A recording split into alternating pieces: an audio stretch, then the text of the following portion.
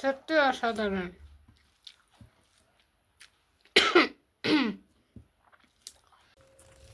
Hi guys, আসসালামু আলাইকুম। সবাই কেমন আছেন? আশা করি সবাই ভালো আছেন। আল্লাহর রহমতে আমিও ভালো আছি। এটা এটা কি খেয়েছি নেন বলেন? এটা হচ্ছে কলা গাছ। কলা গাছ রান্না করবো আজকে।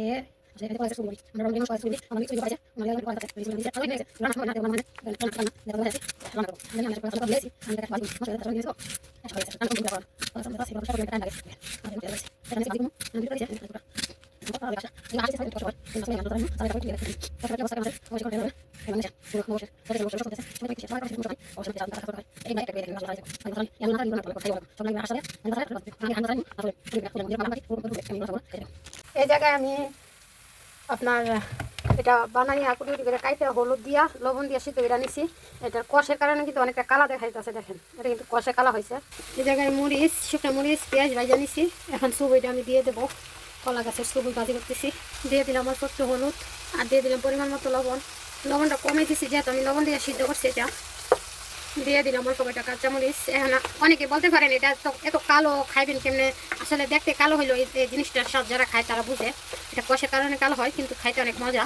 অনেকে কিন্তু তরকারি রান্না করে, আমি এটা ভাজি করতেছি। তো আর সাথে রান্না করবো এই যে মাছগুলা। মাছের জন্য পেঁয়াজ ভাজা নিছি, দিয়ে দিলাম রসুন বাটা, আদা বাটা। মশলাটা একটু কষায় বাকি মশলাগুলো দিয়ে দেবো। তো এই জায়গায় আমি সব ধরনের মশলা নিয়ে নিলাম, হলুদ, মরিচ, ধনিয়া, জিরার ফাঁকি আমি আমার পরিমাণ মতো দিয়ে দিছি। একটু পানি দিয়ে মশলাটা কষায় নেব। মশলাটা কষানো হয়ে গেছে, আমি অল্প একটু টমেটো আর কয়টা কাঁচামরিচ দিয়ে দিলাম। দেখেন মশলার কালারটা দেখতে তো অনেকটাই লোভনীয় লাগে, খাইতে কি স্বাদ হইব। এখন মাছগুলা দিয়ে দিব। দেখেন মাছগুলা দিয়ে দিছি। এই মাছটা কিন্তু প্রথম আমি ভাইজা রান্না করছি, একেবারে বেশি একটা স্বাদ লাগে না। আর এইভাবে রান্না করলে খাইতে অনেকটা ভালো লাগে। তো আমি একটু কষিয়ে তারপরে জল দিয়ে দেবো। তো মাছটা কষানো হয়ে গেছে, পরিমাণ মতো জল দিয়ে দিলাম। মাছের মধ্যে ধনিয়া পাতা দিয়ে দিলাম। ভাজিতে অল্প একটু দিয়ে দিলাম, অনেকগুলো কাটা গেছে। মাছের দিলে আবার বেশি হয়ে যাবো। আর দেখেন এখন দেখেন ভাজির কালারটা দেখেন অনেকটা সুন্দর। আর একটু তেল বেশি করে দিয়ে ভাজি করছি, কালারটা দেখছেন। এই দেখেন আমার রান্না কমপ্লিট। এই যে এটা হচ্ছে কলা গাছ ভাজি, মানে সুবই ভাজি। আর এটা হচ্ছে মাছের তরকারি।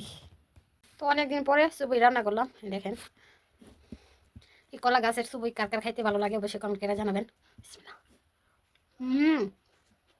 সত্যি অসাধারণ, অনেক মজা হয়েছে। দস্ত পোতা এটা দিয়ে আজকে পেট ভরে ভাত খাইতে পারলাম।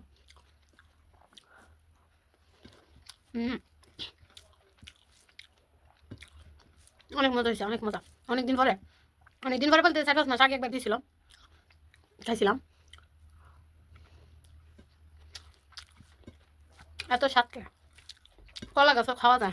কলা গাছে খানো, কলা গাছের সুবই অনেক স্বাদ, অনেক ভালো হয়েছে।